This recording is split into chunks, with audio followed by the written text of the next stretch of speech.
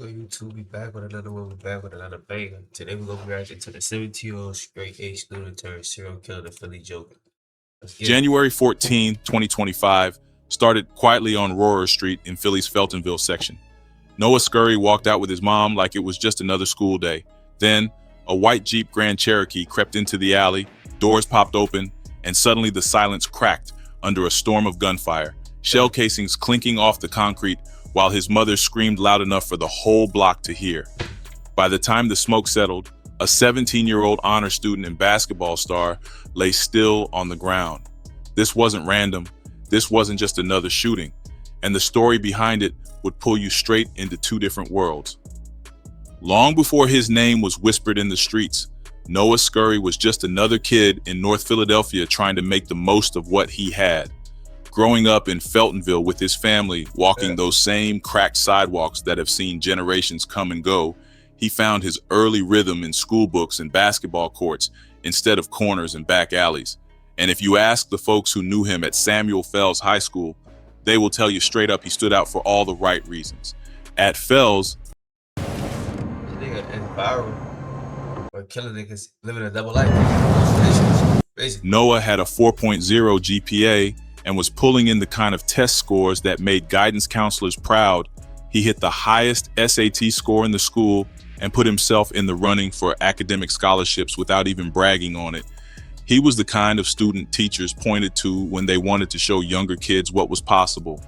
This nigga was the real life ghost. You know Power? Ghost? How he was a businessman and a drug dealer? How he ran a club and was killing niggas and running drug. This is him. Nigga, that nigga could have went to, what's it called? Harvey, whatever that shit called, college. Nigga had a 4.0 GPA, playing basketball, dropping 40, and dumping his 40. This nigga was living a double life. This is a serial killer. Respectful in class, never talking back, and always locked in on his work. That was the Noah they knew between those walls. On the court, he had the same focus, sliding into the varsity basketball lineup like he belonged there since day one. His jumper was clean, his defense was tight, and his teammates talk about how he knew how to run a play without the coach even calling it. The kind of player Division I scouts start looking at early, and some were already taking note by his junior year, with whispers about possible interest if he kept his numbers up. He wasn't loud or flashy about his talent, but you could tell he knew he had something, and the community saw it too. Parents who had kids at the same school would point him out when he passed, saying he was going to make it out, maybe even go pro or at least get that free college degree. He carried himself like somebody with a plan, like he could balance school, sports, and life without letting one drag the other down. Even outside of structured spaces like school and the gym, people noticed his discipline. He wasn't one to hang out on the block all day, and when you saw him with friends, it was usually in a safe spot, not in trouble. His principal, Melissa Rasper, later said there were never any red flags with him in the building. No signs of fights or conflicts, nothing to hint at what would eventually come out. I would find a nigga who killing niggas and playing basketball too. They could just be straight with it. Just doing like nothing happened. You know what I mean? Yeah. Karma real, bro. Eventually, bro, somebody gonna get a job on you. Karma gonna happen, bro. You eventually gonna get killed. Live by the gun, you die by it, bro. By all accounts, Noah had the kind of story you could put on a brochure for the school district, honor roll, varsity starter, top test scores. The kind of combination most parents dream about for their kids, but what nobody outside of a small circle knew back then was that North Philly has a way of testing every plan you make. And Noah was growing up in a place where even the most promising paths can get crossed up without warning. In the early 2020s, Philadelphia was running some of its deadliest years on record, and that was the backdrop for Noah's teenage years. In 2021 and 2022 alone, the city clocked over 500 homicides each year, most of them shootings, and plenty of those victims were under 20. In some neighborhoods, you could hear gunshots more nights than not. And in Feltonville, folks learned to tell the difference between fireworks and live rounds without even thinking about it. Walking to school meant passing by fresh memorials, t-shirts printed with faces of kids barely old enough to drive, candles still burning from the night before. And for Noah, those weren't strangers. They were often people he knew by name, by laugh, by the way they played ball at the park. In 2020, 14-year-old Tamer Timms, an innocent bystander, got hit in the chest and back by stray bullets while hanging outside in Olney. and his mom told the news her son was just a regular kid who didn't deserve it. Noah knew that story because it was close to home. In 2021, another hit came when 16-year-old Kyrie Simmons was gunned down by 4 men while playing basketball at a West Philly recreation center.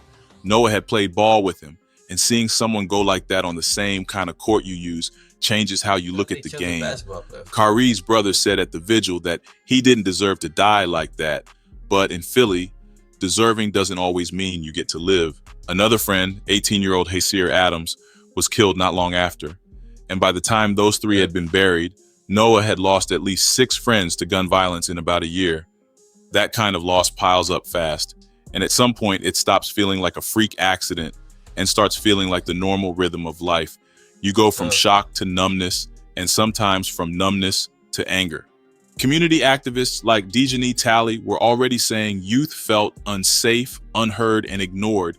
With the gun violence rising, no matter how many rallies or vigils were held, for a kid like Noah, the message was clear. In his city, even the so-called good kids could get caught slipping. And every time another name hit the news, that idea got reinforced.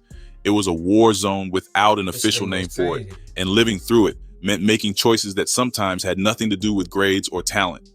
Little by little, the losses shifted how Noah saw the world, and the line between being a victim and protecting yourself got blurry. In places like Feltonville, survival isn't just about keeping your head down. It's about knowing that danger can come to you even if you're not looking for it. And the more friends he buried, the more it probably felt like playing it straight wasn't enough to keep you breathing. Look at that. By May 2023, Philadelphia's gun violence had already taken several of Noah's close friends, and now it reached him directly in a way that would change him for good. On a spring night in the Frankfurt section of the city, the 4,600 block of Mulberry Street became the scene of sudden chaos when a car rolled up slow and then unleashed a barrage of gunfire toward a small group gathered outside. 3 teenagers were hit, and an older man, 66 years old, was killed where he stood. Noah was among the injured. His wounds missed major organs, and doctors... They killed an old man, bro. Bullets don't got no name, bro. Bullets don't got no name. That's just sad, man. It's the bystanders get hit, get killed. But niggas don't know how to... That's why you shouldn't be killing nobody, bro. You took a life, called them or accident, non-life-threatening. Yet the emotional damage was something no hospital could patch up. When you walk away from a shooting and see others collapse beside you, your mind starts to rewrite every step you take. Paranoia becomes a constant passenger. You scan every street corner. You note each unfamiliar vehicle. You wonder who is watching you and why. And you replay the sound of each shot long after the street goes quiet. Noah began carrying a firearm after that night. Not for show, but because he felt it might be the only thing standing between him and the next obituary. The idea that good grades, standout test scores, and a sharp jumper on the court could shield him from harm had already been fading. But getting hit himself erased that hope completely. Fear blended with anger, and that anger began feeding a readiness to act first. If trouble came too close again, those around him could see the changes clearly. He stayed out later, moved with more caution and calculation, and carried himself with a guarded edge that had not been there before. The boy they knew was slowly becoming someone new, shaped by a city where survival sometimes meant meeting force with force. Imagine being able to build an app with your name on it. I wonder if they got this nigga on video commit a crime. 44. I see something like that on Reddit. In the months after the shooting, Noah began building a new image that would carry weight well beyond Feltonville. Drawing from Heath Ledger's Joker in The Dark Knight, he connected with the character's mix of chaos, fear, and the way unpredictability could be used as power. If people on the streets already saw him as someone not to test, then he figured he might as well step fully into that role and control the narrative himself. He took on the name Joker OTV, with OTV said to stand for On the Villain, and he branded it across his social media presence. His early posts showed generic masks and face coverings, but before long he committed to the wide, eerie grin of the Joker mask. Often posing with firearms and surrounded by masked associates, each image and clip crafted to send a clear signal to a certain audience that understood without needing captions. Noah pushed into the drill rap scene with verses thick with coded threats and nods to real events that only insiders could untangle, weaving local slang with specific details, and filming videos in back alleys. So was this nigga really in the Joker mask? That would be stupid. That would be stupid. So I don't think he was doing that. How did y'all find out this nigga was the Joker? Yeah. I didn't even find out stuff like this. Social media weird. Shadowy basements and familiar street corners. The guns always visible, the tone always calculated. These visuals drew eyes from rivals and law enforcement alike, and with each release, his name carried a little more weight. Despite his growing persona, he kept the other half of his life polished, walking into Samuel Fells High School as the polite top-grade student who executed plays on the varsity basketball court and turned in assignments on time. His teachers saw focus and discipline. But in the digital space and in certain neighborhoods, he was becoming a figure with influence and presence. And each week, the distance between those two identities grew wider, setting the stage for what was to come. By late 2023, the tension in North Philadelphia between certain young crews was climbing to levels the city had not seen in years. And at the center of it were two groups with growing reputations, the Pavement Boys and Fast Break. The Pavement Boys were mostly teenagers from neighborhoods stretching across sections of Feltonville and Hunting Park. And while older heads in the area had been involved in street life for decades, this was a younger generation running their own plays, and their names started circulating in police briefings tied to shootings and armed robberies. Fast Break was their counterpart from another cluster of North Philly blocks, operating with the same mix of loose organization and violent reach. And the two sides were bound by geography, pride, and the kinds of grudges that rarely go away. The bad blood between them did not start with Noah, but by the time his name carried weight, the feud had already been stoked by several killings over the previous 2 years. Police records and local reporting tied both groups to retaliatory shootings that crossed into each other's territories, and those borders were often just a few blocks apart. A small disagreement over something like a stolen dirt bike or an insult in a basketball game could grow into full-on armed confrontations when the crew politics came into play. In this environment, teenage gunmen became more common, a shift fueled by easy access to firearms and the visibility of stories, and YouTube uploads replaced old-school street corner gossip, letting threats and insults travel across the city in seconds. Videos would show masked figures flashing pistols, dropping names of rivals, and posting locations with just enough detail to provoke a response. This public stage gave every move higher stakes because each post dared the other side to answer in real life. Noah's role within the Pavement Boys was a subject of street talk long before any official source linked him to crimes. Rumors painted him as a hitter, someone willing to pull the trigger during a mission, and his drill rap persona, Joker OTV, only added Hold on, bro. I'll be right back. Hold on, it's gonna get crazy. Shorty get wild though, for sure. to that perception. His lyrics hinted at specific incidents without spelling them out, and listeners who knew the streets could connect certain bars to real events. Every time a Pavement Boys video dropped with Noah front and center, or every time his handle tagged another member in a provocative post, it added fuel to the fire. Diss tracks became weapons of their own, with both crews recording songs aimed at humiliating the other. On these tracks, names were called, locations were referenced, and losses were mocked, often over beats that quickly went viral in local circles. The taunts were repeated in comments, reshared in stories, and dissected in group chats, giving them a life far beyond the initial upload. In this back and forth, each side was trying to prove dominance, not I heard he got killed over that solo, dude. I don't know. I don't know. Niggas just got the drop on him. It was his time. It was just his time. I ain't gonna say he got killed over that solo. It was just his time. only in the streets, but also in the court of public opinion. And that meant the risk of violence was never far from the next video or post. On July 20th, 2023, the war between crews intersected with a tragedy that would grab headlines well beyond North Philadelphia. That day, at a mini market in the Olney section, a burst of gunfire left 25-year-old Devin YNG Cheese Spady dead and 2 other people wounded. Surveillance footage from the scene showed the suddenness of the attack. Suspects moving in quickly, shots fired, and the shooters gone before anyone could react. The killing happened in daylight, underscoring how bold these strikes had become. YNG Cheese was not just another name on the casualty list.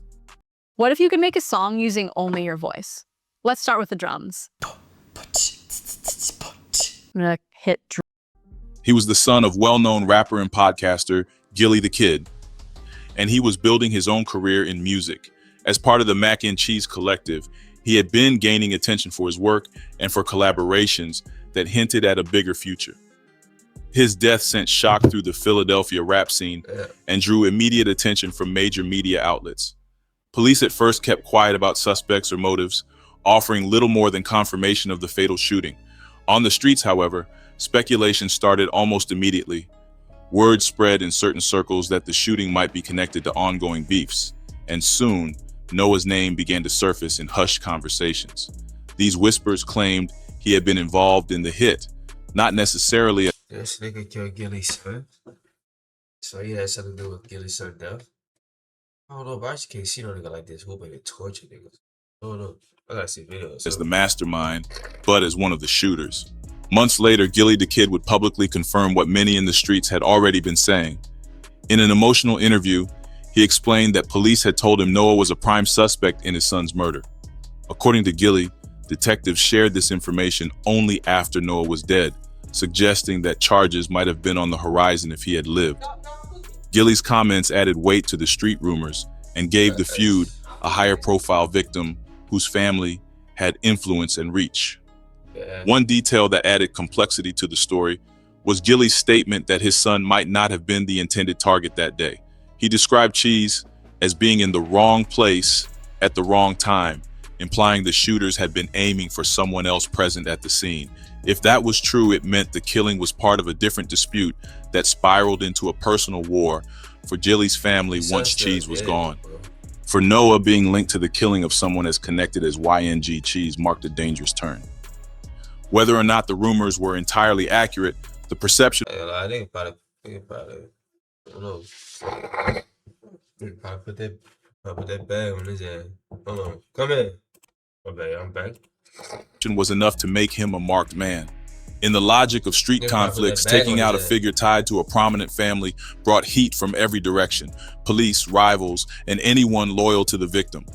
That cloud followed Noah into every move he made afterward, shaping the path that would lead to his final days. By late 2024, the talk around Noah's name in certain corners of North Philadelphia had shifted from cautious respect to outright notoriety. And it wasn't only because of the YNG Cheese whispers. Street rumors began tying him to other killings, one of the most persistent being the murder of a local man known as Fat Dame.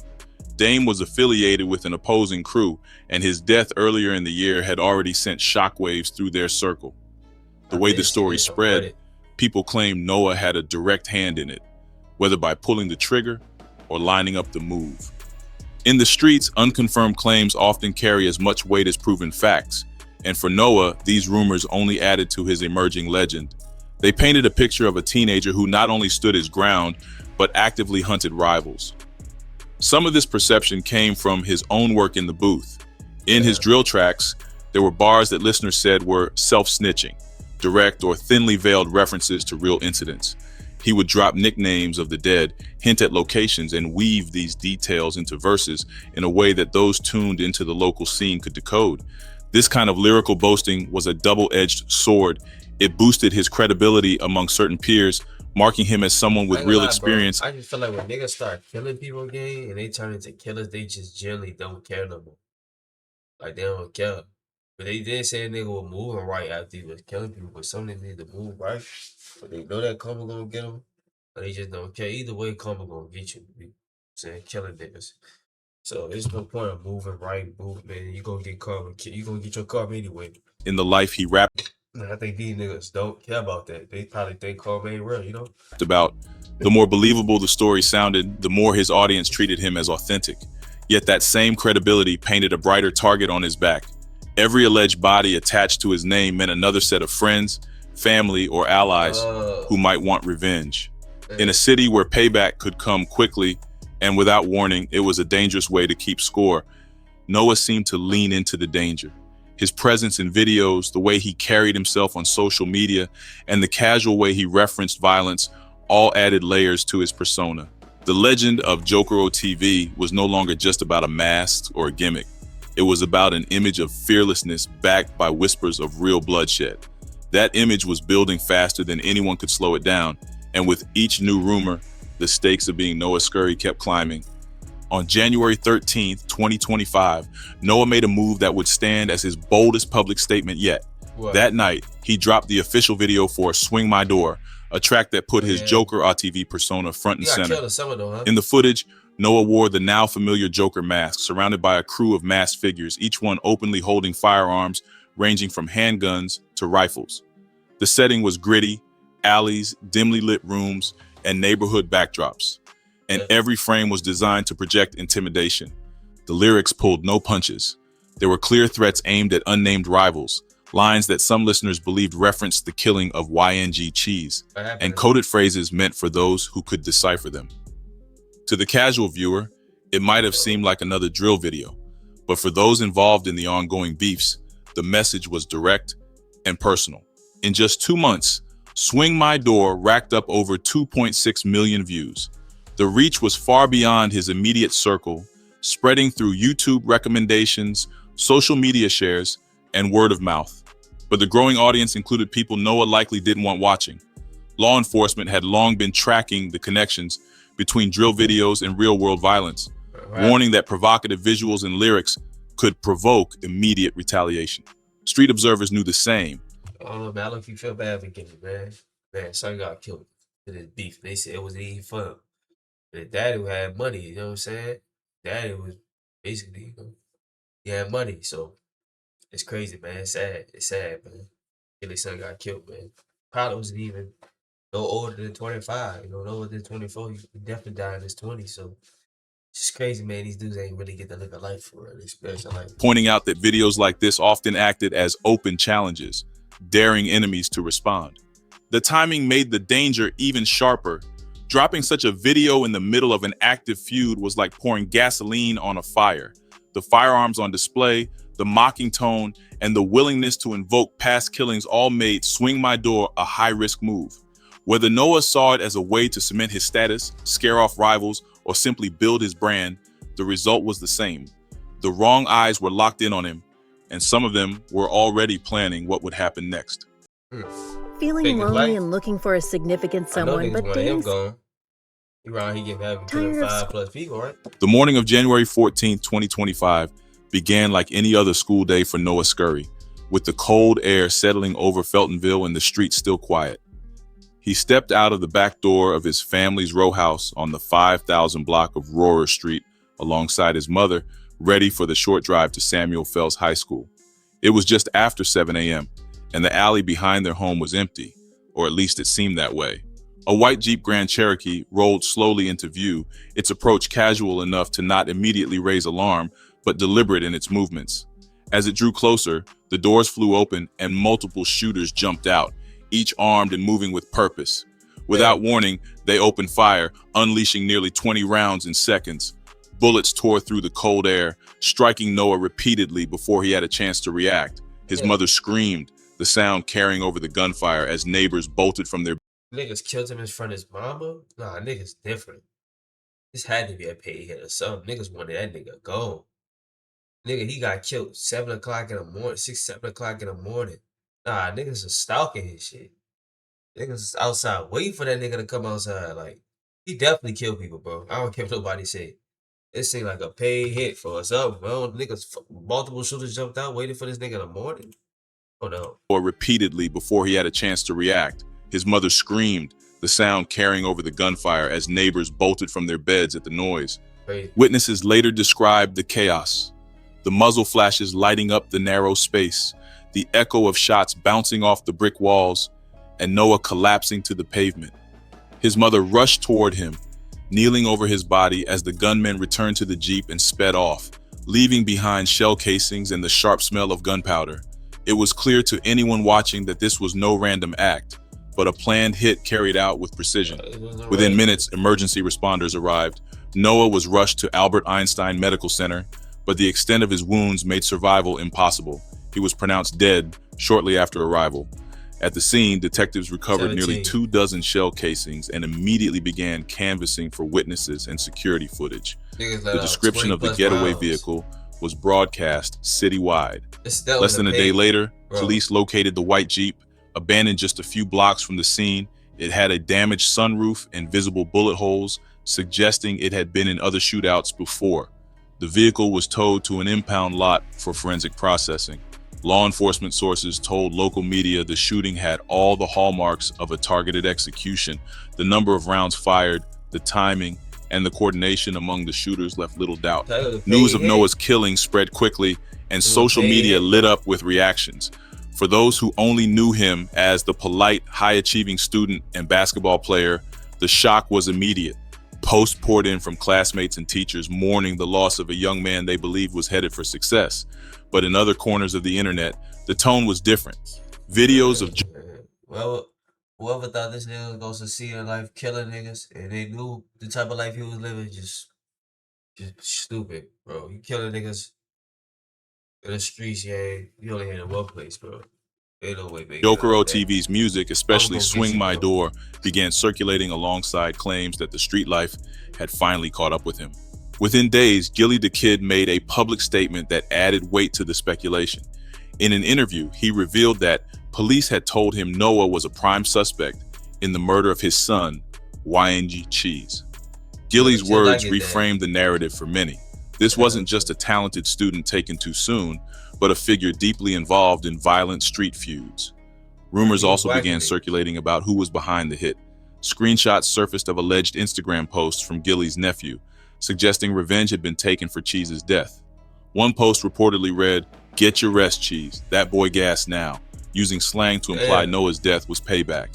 While these claims spread quickly online, they were never confirmed by authorities. Nah, I feel like it was Police so made no payback. immediate arrests and You killed the nigga with money, son. Hell no, folks. Ain't no niggas like that who like a nigga like Gilly who allegedly been in the streets. Suppose it was in the streets back in the day. A nigga ain't let that slide. Then you killed his son. Oh no, you about to put that bag on your ass. You know what I'm saying? A lot of motherfuckers ain't let that slide. Motherfucker had the money. They drop bags too. The show, I'm telling you. Not official saying it's the right thing to do, but hey, that's what they'll statements stuck to the facts of the shooting.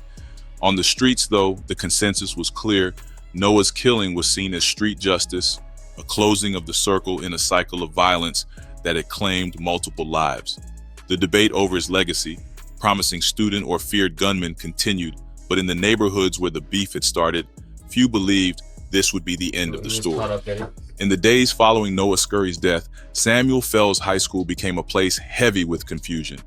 Teachers who had praised his discipline now wrestled with the reality that he had been living a second life far from the classroom's order. Teammates who remembered his calm under pressure on the court struggled to reconcile that image with the masked figure holding rifles in drill videos. The hall It's crazy how a nigga could live like that. Like, you know, people, you know what I'm saying? Niggas, I would tell you, niggas get like boost confidence. Niggas get confidence out them body. They feel like they're untouchable. Why you living like that? You know what I'm saying? Why you moving like that, bro? Niggas be, you know what I'm saying? Niggas be comfortable. Niggas feel untouchable. Moving like that and you killing niggas. hallway Classic conversations story, were a Parker mix Moore. of grief and disbelief, each person trying to make sense of how someone they knew so well in one setting could be tied to so much violence in another. Community voices weighed in, many pointing to the broader cycles of violence that have gripped North Philadelphia for years. Activists spoke about how even the most promising youth are not insulated from the pool of street culture when the environment is saturated with trauma, easy access to guns, and a lack of How consistent you gonna stop that intervention. when they got niggas The coming district out here attorney talking about acknowledged streets? that Niggas systemic like, gaps can leave young people Right, slipping right. between the cracks, It's not the for lack of music, talent bro. or ambition, Power but influence. because the streets often move faster than the institutions trying to help them. Noah's story became a case study in contrast. On paper, he was the kind of student schools hold up as a model: top grades, highest SAT score in the school, varsity athlete with potential for college ball. On the streets and online, he was Joker OTV, rumored hitter, and face of a rising generation of drill rappers whose lyrics blurred art and confession. Both versions existed side by side until they collided in that alley on January Somebody 14, died by a nigga. 2025. The lesson is hard to ignore. The same skills that make a young man succeed in structured spaces, focus, confidence, quick thinking, can also make him effective in dangerous ones. It's a reminder that talent alone doesn't change the terrain a person has to navigate. In the end, like folks say, the game don't play favorites. If you live by it, you know the rest. In Philadelphia, the line between promise and peril can fade in an instant. And for Noah Scurry, that line was crossed long before the morning his life. Bro. Nigga was a joker, huh? You know what I mean? Live by the gun you die by, you know what I mean? So, hey, Instagram, Twitter in the description. We out here, man. Rest in peace, dude.